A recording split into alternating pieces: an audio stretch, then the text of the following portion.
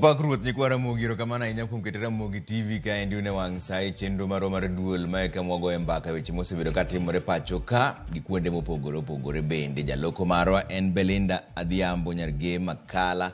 Bang'e to wabiro go mbaka gi Bishop David Oginde. Bishop David Oginde en jakom mar EACC, mano duol ma kedo gi mibadhi kata Ethics and Anti-Corruption Commission. Wabiro go kode mbaka kaendi mondo winja ni to chenro mar kedo gi mibadhi chalo nade sirikal maduong' to gi sirikal mag county. Wabiro yieni mondo mimbi go simu ka koro wachigni tieko mano kidieny mar ariyo mar chenro mar duol kama obete piny gi Bishop David Oginde mondo umbi penja ne penja achiel ariyo adek e kuom kedo gi mibadhi. Anto nyinga Trevor Ombija, jandingo panga jonyakach dendo nombija taya nyakwar guok kocha pesa. Magi weche manyien wanwa. Hawa watu wote wakora na wezi na wafisadi ndio ilisababisha jana tukaketi chini na Chief Justice. Jatend Kenya William Ruto lero gimomiyo nyo romo gi ogai mar doho Martha Koome ka kweth mopogore opogore to medo seyo romono. Raila Odinga omako chung' ni Junet Mohamed pod ongirore ODM ok wuogi. Nyote kwa pamoja mnashtakiwa kwa kosa la kuua bila kukusudia ambao ni kinyume na sheria. Jadolo Paul Mackenzie gi achije mamoko somne gi ketho 238 mag nek mane otimore Shakahola.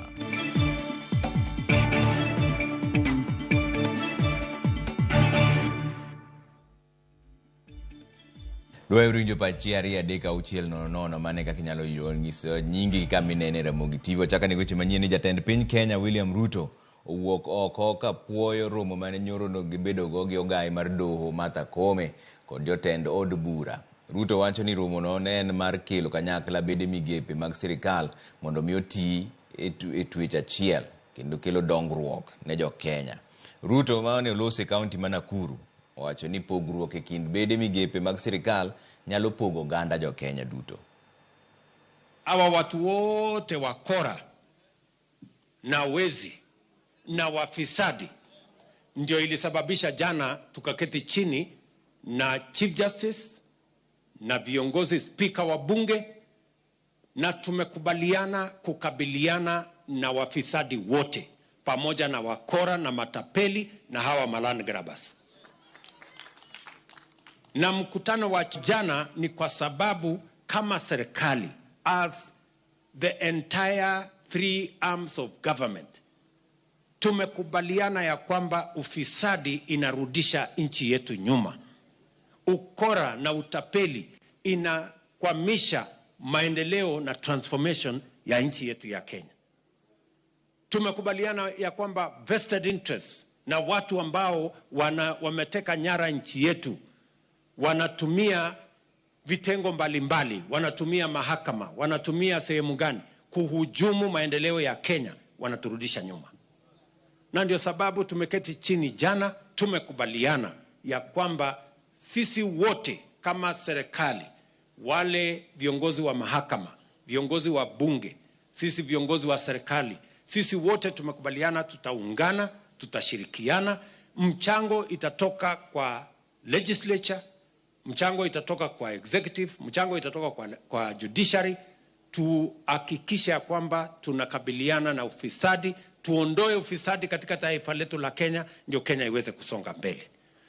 Jadolo Paul Mackenzie jaode roda wa Maweu kachiel kod achije mamoko 93 okwedo ketho matudogi kod nek mag dhano 429 manotimore bungu ma Shakahola e kaunti ma Kilifi higa mokalo. Mackenzie kachiel kod lange ne ochwale doho ma Mombasa e nyim jang'ad bura Alex Idhuku kuma ne osomniege ketho 238 matudogi kod nek ma iyango ni notimore kind dwe mar achiel higa mar 2021 gi dwe mar 9 e higa mokalo. Achijego mane ojiwnegi arita motegno e doho kachiel kod oko mar doho bende okwedo ketho matudogi kod temo kawo ngimagi giwegi e bunguno ma Shakahola. Dohono koro biro golo ng'eto mar kaponi biro wegi thuolo kod rambon kata ooyo. Chieng' tich ang'wen mar jumane bende ibiro chwalgi e doho mar nyithindo matono noka kuma bende ichano donjnegi kod ketho mar rocho ratich nyithindo. Nyote kwa pamoja mnashtakiwa kwa kosa la kuua bila kukusudia ambao ni kinyume na sheria. Maelezo ya mashtaka ni katika tarehe tofauti mwezi wa Januari mwaka 2021 na ule mwezi wa 9 mwaka 2023 kijiji cha Shakahola, Malindi, jimbo la Kilifi, kwa kutekeleza makubaliano ya kujua kwa lengo la vifo vyenu pamoja na wengine ambao hawapo kotini. Mulishirikiana kumua Rukia Masha, mwanamke mtu mzima mwenye mwili wake ulitambulikana kama MLD/SITE/XLI117/16/5/2023. Nyote kwa pamoja ni kweli ama si kweli? Si kweli.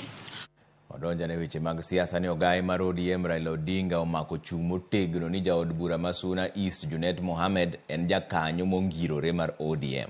Raila wacho mano bang' ripode moko lieko ni dibed ni jatelono osechung' tenge manyocha omiyo ondikne nyaka barua mar dwaro ni oler gimomiyo kosebedo kotiyo tije duond burano. George Bapti miyo wawacho. Kaluwore kod penjo mosebedo kagedore ewi kama jaod bura ma Suna East Junet Mohamed nitie, kata dich momake momiyo tindo konere rombe mag ODM, gibed rombe mag hunji kata mag od bura. Tim mabende omiyo ten duond burano yande ne ondiko ne Junet mondo mi oler gimomiyo osebedo kachal ni obadhore ne chenro mag duond burano. Andika mane dwaro mondo oduok penjogo e ndalo 7 kowuok tarik 11 dwe mar achiel higa mar 2024. Jatend duond bura mar ODM Raila Odinga kod moko kuom jotelo mawuok Tana River odok ne Junet Mohamed ka Raila wuon to koni Junet Mohamed onge kama dhiye. E kinde romo mar ndiko jokanyo mag ODM e kaunti ma Tana River, romo mane otele kod ogai mar duond burano Raila Odinga, jatend ODM Raila Odinga okoni Junet Mohamed en jakanyo mongirore mar ODM kendo onge kama biro dhiye. Ile mahali imekuwa fojo mingi ya magazeti. Gazeti wanaweza kueneza mambo. Kila nyumba pale watu naishi bwana na bibi. Kila mara kwa sangine naweza kuwa na tofauti ya maoni. Hiyo ni mambo ya kawaida. Hakuna shida. Junet hajaenda mahali. Hakuna mtu ambaye ameguza Junet. Junet ndio director of campaign ya chama cha ODM. Jaod bura Magalole Said Hiribai okone Junet emanoloke kowuok e duond bura mar Ford Kenya mano yiere gode yiero mag 2017 ma oyie odonje duond bura mar ODM kendo yiere kendo e higa 2022. Sisi tuliwacha vyama vyetu na wengine, natoa mfano tu peke yangu, lakini na wengine ambao kuwa ni wengi, tukajoin ODM, na aliyetuleta ODM yeye mwenyewe alitoka Nairobi akapeleka gari mpaka katufuata Tana River, ni Junet Mohamed.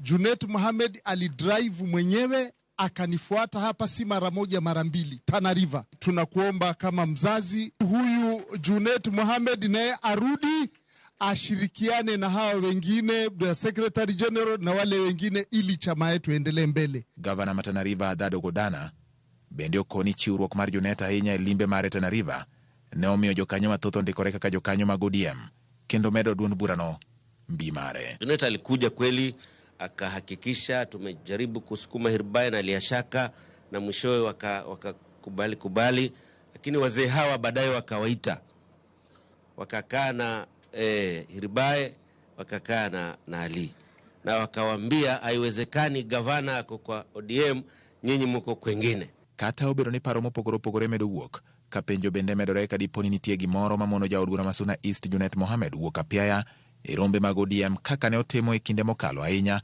to e kinde kampen motelo ne yiero maduong' mokalo. Geno en ni weche manyalo betie e duond burano ibiro losi e yo mayot ma ok okelo pogruok kata diro moko kuom jokanyo mage oko. George Bati, Ramogi TV. Chenro mar chwalo paro e wi okumba manyien mar thieth miluongo ni SHIF ochakore odiechieng' ma kawuono kendo igeno ni obiro rumo dwe mar 3 kama jo Kenya biro chako chwalo chudo magi ne migawo mar omenda ma osepuodhi kaka gulu ma ibiro ori omenda go. Kaka Judith Omondi lero, riwruok mar lakteche KMPDU to ywak ni sirikal weyo gi oko e okumba mar thieth.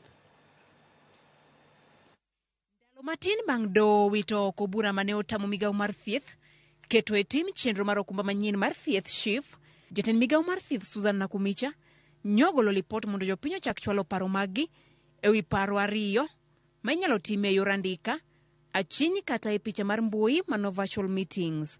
E oboke ma Nakumicha ne ochwalo ne jopiny, Gikwayo paro ewi Social Health Insurance Act ma onywando Primary Health Care Fund, mariwo thieth ma itimo e ute thieth matindo, Social Health Insurance Fund, madhi kawo kar NHIF, thieth ne tuoche matama ahinya to ma ok landre kaka kansa, kaachiel gi gigo ma giparo ewi lokruok ma chikegi nyalo kelo e okumba mar thieth mar piny owacho. E chike mamulo SHIF, oboke migawo mar thieth yango ni ji ma ondikore sani kaka jokanyo mag NHIF biro timo ndikruok manyien kod SHIF.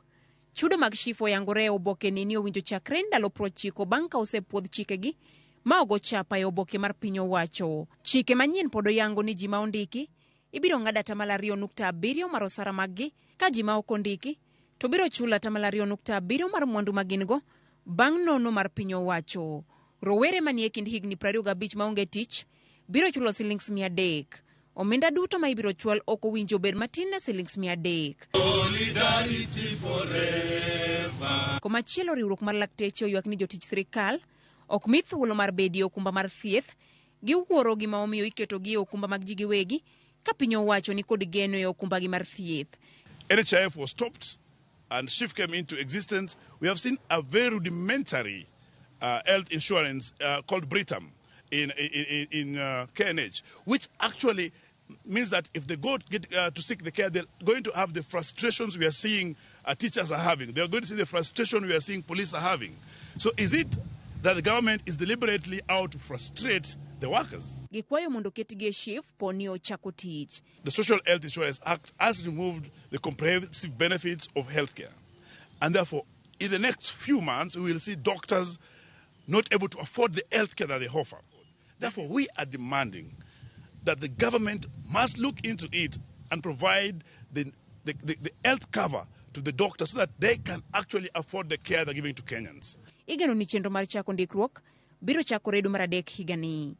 Judith Omondi, Ramogi TV. Nek mar joma mine osebedo ka medore pacho kaendi, ka penjo maduong' en ni to ang'o ma osebedo ka timore. Riwruok mar Africa Data Hub katiyo kanyakla gi kambi fwambo gi keyo yor mbui mong'ere kaka African Censored oyawo mbui manyiso nonro ewi medruok mar kwan joma mine mosebedo ka inego e pacho kae. Mbui no oting'o nonro mar nek mosebedo ka itimo ne joma mine gi nyiri chakre higa mar 2016 nyaka sani. Lidio Keyo ni kodo gi lero. Kwan joma mine ma inego e yore magalagala medore pachoka. E nonro motim gi kambi mar mbui mar Africa Data Hub higa mar 2016 nyaka sani, joma mine maromo 500 osenegi kotenre gi lwenje mag kit chwech kod weche mag timo osiep, ka kwan ni gi chwech ni ohewo 500 kaluwore ni nitiere nek moko mitimo ma ok oyangi gi oganda. Mbui no mar Africa Data Hub yango ni 75% mar joma mine ma osenegigo negi gi jogo magin godo gi tudruok mar hera, osiep machiegni, kata mana jogo ma okendogi, kata mana 15% mar joma mine go onegi gi jogo magikia. Nonro ma kama bire seche ma kwan joma mine ma inego osebedo ka medore. Kuom ranyisi, odiochieng' manyoro, japuonj moro mamiyo mapuonje skund sekondar ma Obuolo mantie Nyakach e kaunti ma Kisumu noyudi ringre e ode bang' ka nonege gi jal ma wachore ni gisebedo ka gitimo godo osiep. Jalno mong'ere kaka Job Otieno Sogo wachore ni nochwo gi pala ma onego nyadendino kaluwore gi gwenyruok moko ma nobede kindgi. Jopiny nopodho kuome gi goch kapok obila norese motere kar thieth ma Jaramogi Oginga Teaching and Referral Hospital ka nonro dhi mbele ewi nek ma kamano. Tarik 7 dwe mar achiel higani, ringre nyadendi Starlet Wahu noyudi e od koyugi more kar dak ma South B e boma ma Nairobi ka onegi e yo magalagala. Obila nomako jago moro mong'ere ni John Matara ma e chich goni nonego nyanno ka nonro mar bero noyango ni Starlet nowito ngimane bang' wito remo mathoth e dende. Kwa upande wa msichana kulikuwa na struggle kwa sababu hata alikuwa amefika kwenye mlango, ni kama alikuwa anajaribu kufungua mlango ili asaidike. Alifuja damu sana. By the time tuna arrive kwa scene na tuli arrive immediately tayari alikuwa ameaga dunia. Tarik 14 dwene, nyadendi Rita Waini noyudi ringre od koyugi moro kokingi kendo kawiye onge. Nyaka sani osemaki jari ma chich nonege magen jopiny Nigeria duto maonge kod otese malong'o mayienegi bedo e pachoka. Riwruok mar FIDA osebedo ka kwedo nek makamagi ka gikwayo piny owacho mondo omi otim duto manyalo mar neno ni nyidendi ma owito ngimagi oyudo ratichgi. Nonro mar Africa Data Hub nyiso ni thoth joma minego inego kaluwore gi lwenje mag udi, koso bedo kod winjruok makare, kama moko to inege kinde mag dwaro tieko osiepe kindgi gi johera mag gino mathoth joma chuo ma gin godo gi tudruok ma kamano ok iyiego, kendo makelo lweny mathoth ne chope tho. Bende nonrono nyiso kuonde mithoro nege joma minego, 80% mar joma minego inego e utgi owuon, kuonde ma owinjo bed ni gintiere gi arita makare, ka moko bende inege alwora ma gintiere kendgi gi jal ma gikone to chwe negogi. Oyangore ni kaunti ma Nairobi, Kiambu kod Nakuru otelo e kwan joma mine ma osebed ka inego, ka nonrono bende nyiso ni kauntis mamoko weche ma kamagi thoro timore, to kata kamano ok gichopi it oganda nikech rem bedo kod jofwambo e gwenge moko ma pacho kae, ka nek moko bende chwe ma ok go ripodgi. Nonrono bende yango ni joma mine mane udi kod mago mantiere kod tudruok mar osiep gi johera magi thoth gi kadho e sand kapok onegi, ka moko ichuo gi pala, moko itong'o ng'utgi gi ojalo, ka mago ma inego gi jogo magikia to ithoro bambi kendo ideyo mawit ngimagi. Bende nitiere mago machwado gi magina ahinya to ponono ne gitudre gi weche manyalo kelo bura motenre gi chike ma pacho ka. Nonrono nyiso ni kwan mamalo mar joma mine ma inegogo hikgi ni e kind higni 18 nyaka 40. Nonrono oseyo doho kuom rem tieko buche mag nekgo e thuolo mowinjore, ka buchego thoro kawo ndalo 1,900 mondo omi tiekgi. Magi timore nikech onge mar joneno, rem timo nonro makare, kendo kuom thuolo mowinjore lal mag otese mag doho kata files e wi buchego, apisa matimo nonro kod moko kuom lakteche rem chope doho kaka owinjore e kind mamoko. Nonrono tim kaluwore gi ripode ma osebed ka igolo gi ute fwambe pacho ka wi nek ma kamago, kaachiel gi nonro mar riwruok mar piny mangima UN bade makedo kod nek kod tiyo gi ameroji motis ni United Nations Office on Drugs and Crime UNODC. Lydia Okeyo, Ramogi TV, Nairobi. Aya wadhi yweyo moro matin e chenro mar duol kwa duogo to podon weche manyien mobro kelo iri ka kasto bang'e wabro dhi Kisumo kuma ntiere wendo wa modhial Bishop David Oginde men jakom mar EACC mano duol makedo gi mibadhi. Bageno no winjo wa maler sani be walieka ne matin. Bishop ero kamana ahinya kuom miyowa sechegi kipimo kigo kwano duol ma kedo gi mibadhi EACC osetiyo maber marom nade, kichako gi atamalo 1 nyiso ni utiyo marach mogik, atamalo 100 nyiso ni utiyo maber mogik.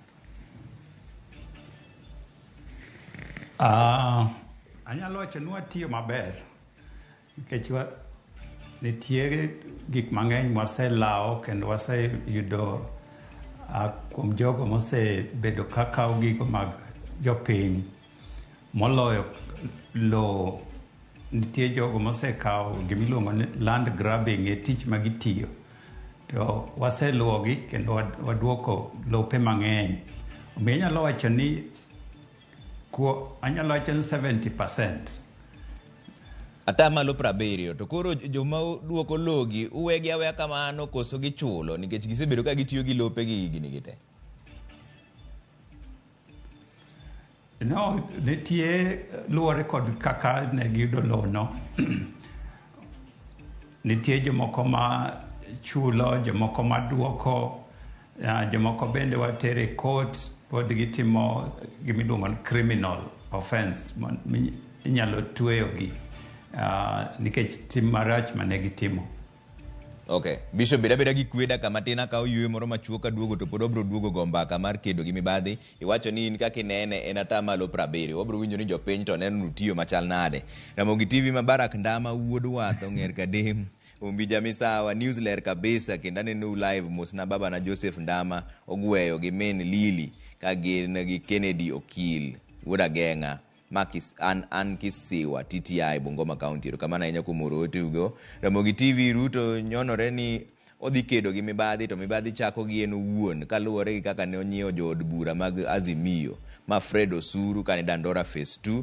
Trevor Ramogi TV ler ma William Nyadawa kan kaka Mega. Trevor nenu maler ahinya wach mar romo mar ker ikome to kawinjo ka berna. Okapar ni ober nikech piny mar Kenya okelo pogruok gi paro mar principles of separation of power.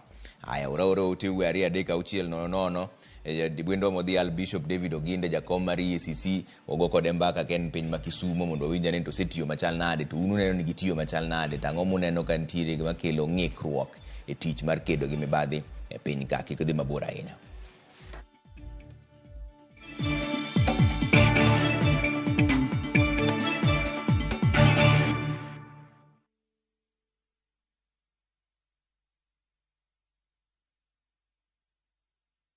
Ladies and gentlemen, a momentous celebration is here. Citizen Digital proudly marks its 2nd anniversary with an incredible milestone. We've made history. Citizen Digital is the first channel to soar past 2 billion views on YouTube. Not just that, we stand tall with the highest number of YouTube subscribers in Kenya.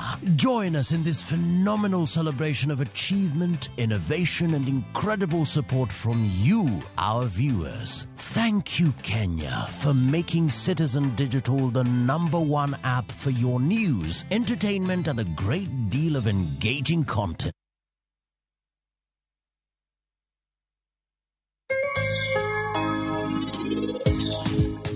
Inetimango? Dana, negi matugogo. Manango? Gina yudo kibeti mari nyoro.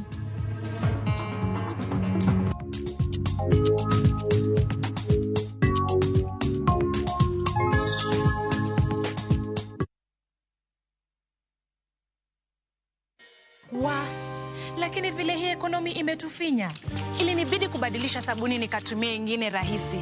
Bala, ilibidi nioshe kila kitu mara 2. Sikuwa na otherwise, nikarudia Ariel. Ariel, usafi bora kwa mwosho mmoja tu.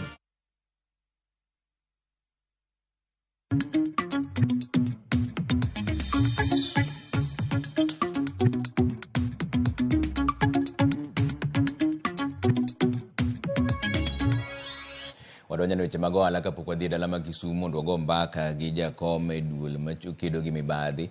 Jopur mag pamba e kaunti ma Busia ni kod mor bang' kambi loso lewni mar Rivertex singo mar nyiewo pamba kuomgi e nengo mar Sh72 kuom kilo ka kilo. Mano en lendo manogol e kinde romo mar keto kogno e winjruok e kind kambino kod riwruok mar AFA. Romo no bende ne oyiere gi jatendo kaunti kod jopur bende. Jopurgo onyiso mor margi e wi okang' ma kamano.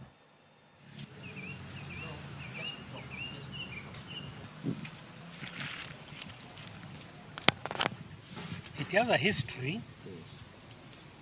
Can contain up to 8 fully releases. Price yetu sisi tutanunua plates, najua sisi tunaenda kutumia kwa factory.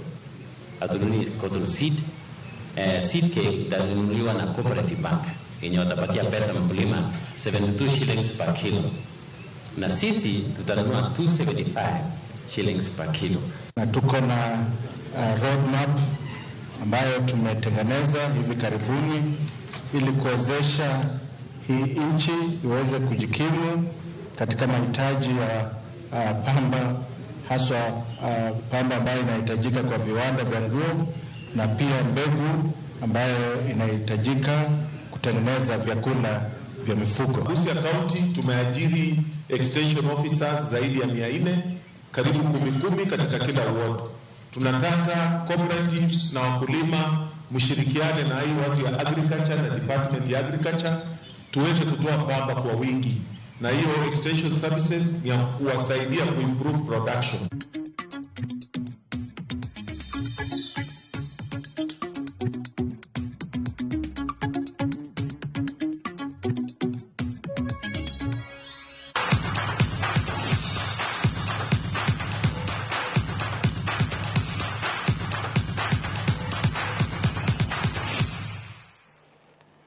Tugo mar Shabiki Jackpot medo lombo ji mathoth ka oganda pod medo yudo bonus mathoth. Lavenda Owera mawuok Kisumu kod Simon Mwaura mawuok Limuru oloyo bonus mar Shabiki Jackpot ma jumani.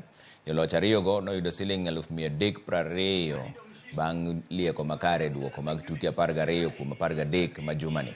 En tugo midonje mana gi Sh99 kende. Karibu sana. Hii ni Radio Citizen. Chemi ukweli. Mimi naitwa Vincent Atea. Karibu. Mimi naitwa Melody Sinzore. Na wewe? Simon Ndicho Mwaura. Kaka chini, keti chini Mwaura. Okay. Mwaura. Kumako Mwaura.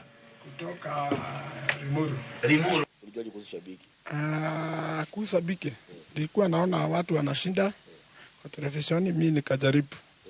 Na nikaona ni ya kweli. Na uliamua ulipata game ngapi out of ngapi? Nilipata 12 out of 15. Okay. Na sasa umetosheka na hiyo utaendelea kucheza? Nitaendelea kabisa.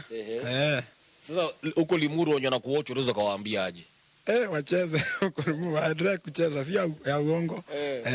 Okay. Kuna kitu umeplan kufanya na Ido au bado hamjafikiria? Nimefikiria kuongezea biashara nafanyanga ya ng'ombe hivi. Ununue kwa ng'ombe ingine? Ninunue kwa ng'ombe ingine niendelee kuchinja, mimi nakuanga tu kwa kichinjio kwa Kwambera. Tim mar Equatorial Guinea mong'ere kaka The Thunder nyoro the Ivory Coast mong'ere kaka The Elephants gonde 4 kuom nono otieno manyoro e tuke mag AFCON. Ivory Coast koro thuolo margi mar dhi nyime tukego chal ka gima duono kaluwore gi chwat